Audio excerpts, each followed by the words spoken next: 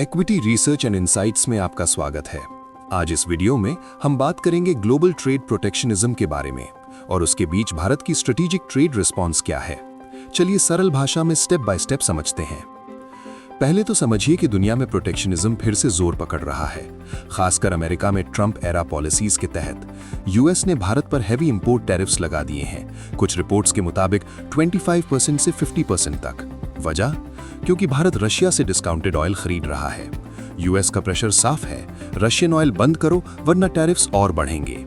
साथ ही trade deal में US चाहता है कि भारत अपना एग्रीकल्चर और डेयरी सेक्टर खोले, जीएम क्रॉप्स और यूएस डेयरी प्रोडक्ट्स के लिए। अब जानते हैं जब टैरिफ्स लगते हैं तो कंपनियों पर क्या असर पड़ता है। कंपनियां सबसे पहले अपने खर्च कम करने की कोशिश करती हैं, नए इन्वेस्टमेंट्स रुक जाते हैं, एक्सपेंशन प्लान स्लो हो जाते हैं। लेकिन दबाव ज़्यादा बढ़ा तो एम्प्लॉइज पर असर आता है, हायरिंग रोक दी जाती है, कॉन्ट्रैक्ट्स खत्म होते हैं और कई बार जॉब से निकालना पड़ता है। इससे अनएम्प्लॉयमेंट बढ़ता है, लोगों की आमदनी घटती है और इकोनॉमी पर धीरे धीरे बुरा प्रभाव पड़ता है। लेकिन भारत ने अपने फैसले हमेशा अपने हितों को ध्यान में रखकर लिए हैं। भारत रशिया से तेल इसलिए खरीद रहा है क्योंकि वो कम दाम पर मिल रहा है। इससे फ्यूल प्राइसेस पर दबाव कम रहता है, इन्फ्लेशन कंट्रोल में रहता है और ओवरऑल इकोनॉमी को सपोर्ट मिलता है।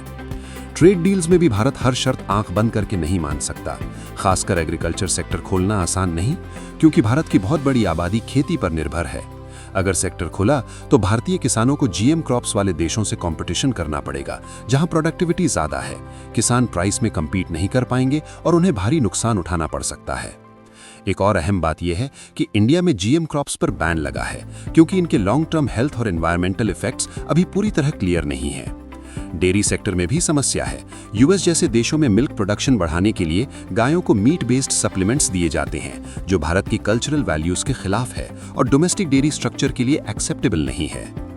इसलिए भारत का रुख साफ है, ट्रेड आगे बढ़ाया जाए, अग्रीमेंट्स भी किए जाएं, लेकिन ऐसे फैसलों से बचा जाए जिनसे किसानों, इकोनॉमी या सोशल स्ट्रक्चर पर अनावश्यक दबाव पड़े। इस पूरे बैकग्राउंड में फ्री ट्रेड एग्रीमेंट्स भारत की स्ट्रैटेजी का एक अहम आधार बन सकते हैं। भारत का फोकस किसी एक देश पर डिपेंड रहने के बजाय कई देशों के साथ ट्रेड डाइवर्सिफाई करने पर है। एफटीए से अलग अलग मार्केट्स में बेटर एक्सेस मिलता है, एक्सपोर्ट्स एक ज्योग्राफी तक सीमित नहीं रहते। इससे फायदा? अगर किसी एक देश में टैरिफ्स बढ़े या पॉलिसी चेंज हो तो पूरा एक्सपोर्ट सिस्टम प्रभावित नहीं होता। कंपनियों के लिए इसका मतलब है ज्यादा प्रिडिक्टेबल डिमांड, बेटर प्लानिंग और अचानक कॉस्ट कटिंग जैसे कड़े फैसलों की कम जरूरत। इन्वेस्टर पर्सपेक्टिव से देखें तो ये स्ट्रैटेजी तेज ग्रोथ नहीं दिखाती, लेकिन अर्निंग्स, कैश फ्लोज और मार्जिन्स में ज्यादा स्टेबिलिटी लाती है। सोशल लेवल पर इसका असर ये होता है कि ट्रेड रिलेटेड शॉक्स का बोझ सीधे जॉब्स, किसानों या कंज्यूमर्स पर नहीं पड़ता। कुल मिलाकर भारत की ट्रेड स्ट्रैटेजी बैलेंस्ड ट्रेड पर आधारित है। इसी दिशा में आने वाले समय में यूरोपियन यूनियन के साथ फ्री ट्रेड एग्रीमेंट एक और बड़ा कदम हो सकता है। दोस्तों, ये थी ग्लोबल प्रोटेक्शनिज्म और भारत की रिस्पॉन्स की सरल समरी। अगर पसंद आई तो लाइक और शेयर जरूर करें। कोई सवाल हो तो कमेंट में बताएं। धन्यवाद।